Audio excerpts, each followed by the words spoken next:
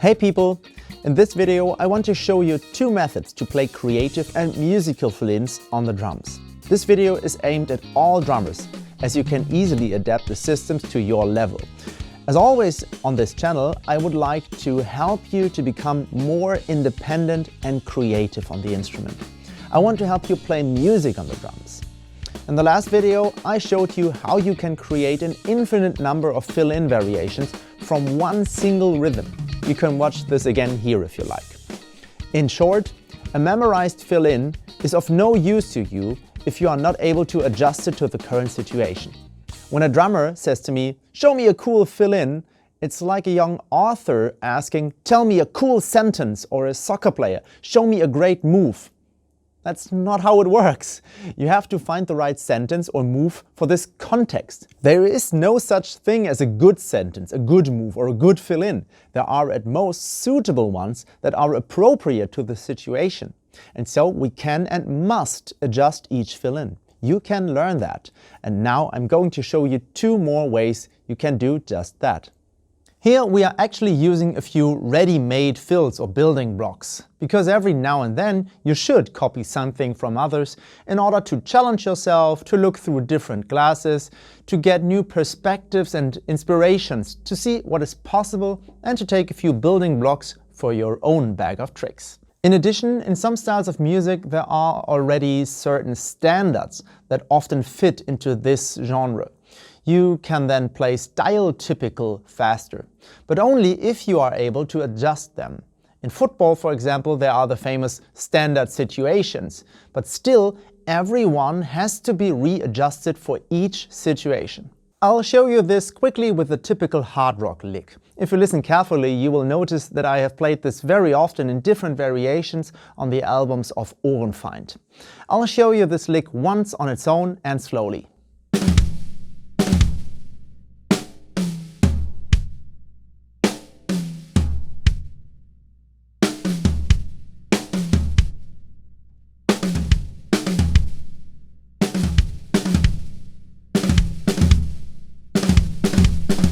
Now I can place this building block into my fills in different places.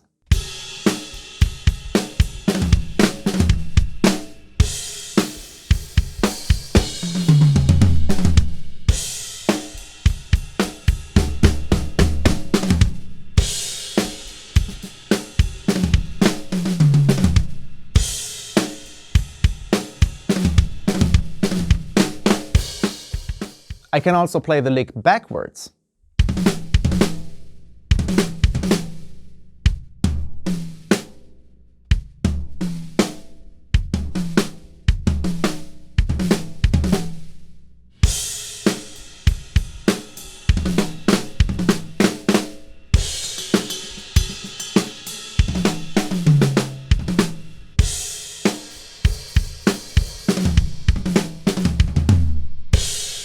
If I add two hits to the toms, I can lengthen the phrase.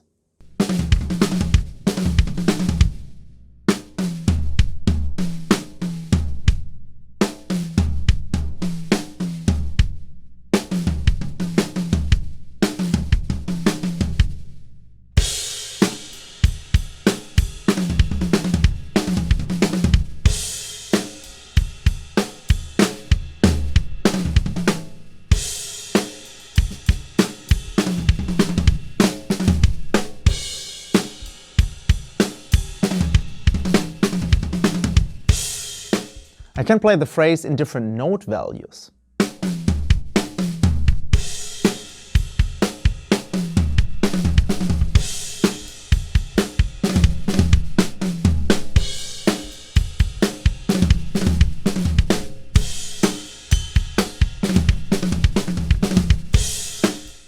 And so on. It is important that you engage yourself with it, deconstruct it and reconstruct it, look at it from different angles. Otherwise it is like a completely unknown tool in your toolbox. Yes, you have it, but you can't do anything with it. If you fathom the potential of an idea, you gain so much more from this than if you just collect ideas.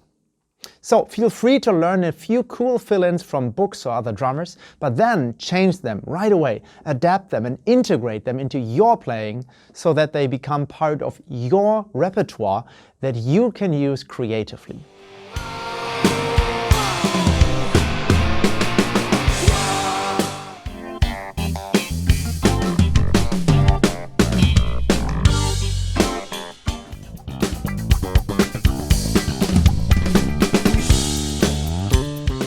And now to the third possibility, which is often overlooked, even though it is super musical.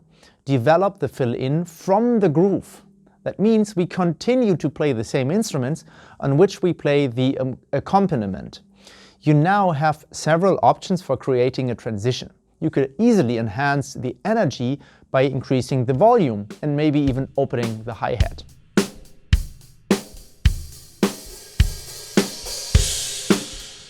One variation that I love to do is fill in the groove, so just add strokes.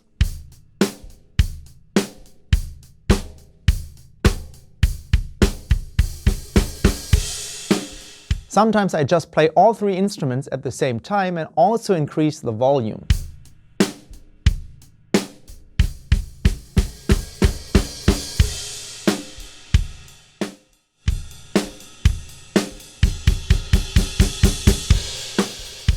You can also leave out an instrument to create an even greater contrast.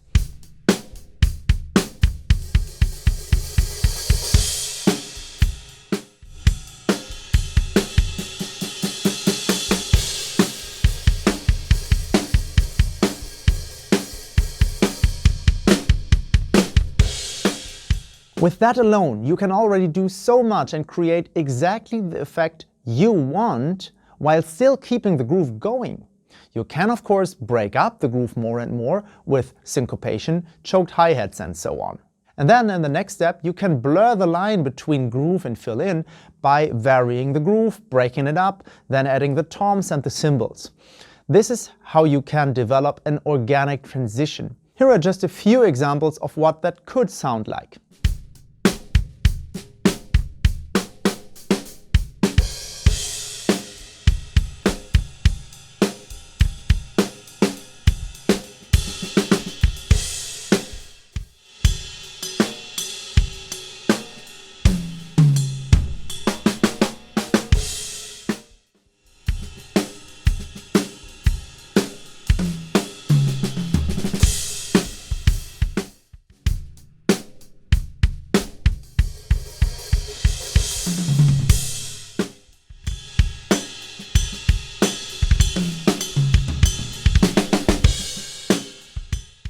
Now you know 3 methods with which you can invent and play creative fill-ins yourself. It's always about having an open ear for what the music needs from you, then choosing something suitable from what you can play and adapting it to the respective situation. Finally, a few short practical tips on how you can make your fills even more interesting and musical. Number 1. Rests are very powerful. Silence can create high contrast, so if you want to have a strong effect, take something away from the audience and then give it back to them with an increased effect.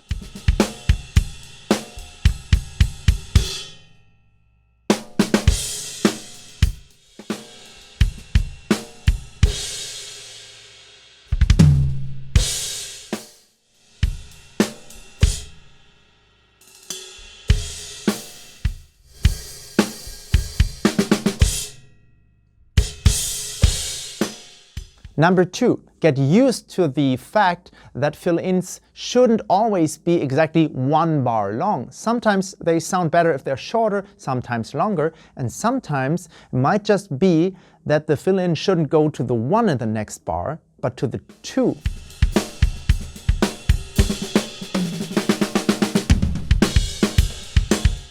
Play with different lengths, because every song needs something different.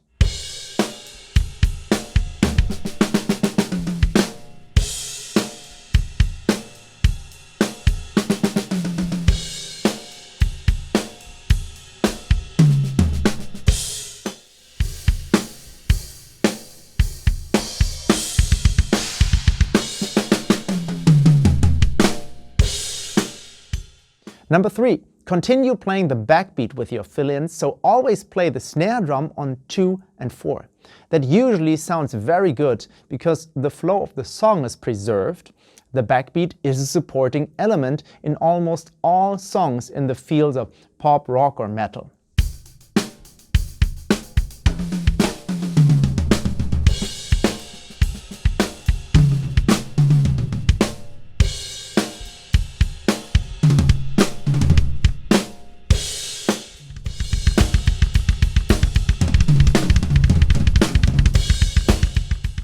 Number 4, don't play any fill-in between two parts of the song and see how it sounds and also how your fellow musicians react. It can also be very good to change the energy level surprisingly. Not playing a fill-in is also a conscious decision. Number 5, play fills of the toms from low to high. Oftentimes we just play them top down because it's more comfortable, especially for right-handed people. But what feels more comfortable to us shouldn't determine how we sound. If we practice leading rhythms with our weaker hand or playing other stickings than single strokes, completely new possibilities arise to play melodies over the toms.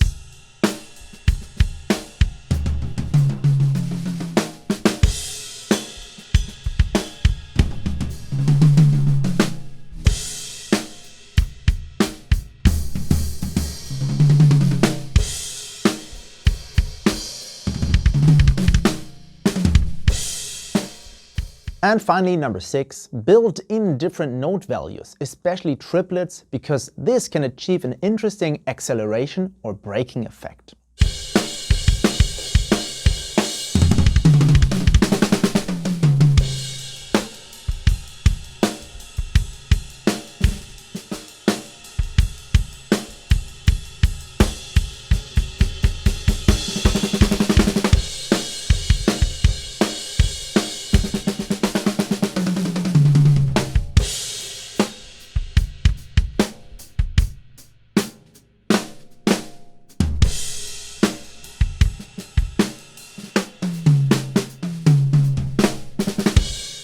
You should definitely practice this with a metronome to keep the tempo.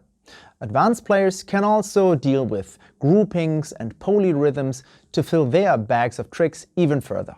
With these tips and the 3 methods, however, you already have endless possibilities to express yourself musically and to play the perfect fill-in every situation. Remember, a fill-in can be anything, because it has a specific function and you choose the means to achieve the desired effect. And when in doubt, focus on the groove. You play for your fellow musicians and for the audience, rarely for other drummers. An impressive fill-in won't do you any good if you're not playing music. And your fellow musicians will reward good timing, accuracy and groove much more than a great fill-in. These are skills that will take you a lot further as a drummer, no matter where you want to go. So, don't learn fill-ins by heart. Learn rhythms, techniques, independence. Learn to vary, train your hearing and pay attention to what the music asks of you at this moment. If I teach my students the basics of technique, coordination, concepts, ear training, etc. with fun and patience and turn them into independent musicians, then they are able to make musical decisions they can implement.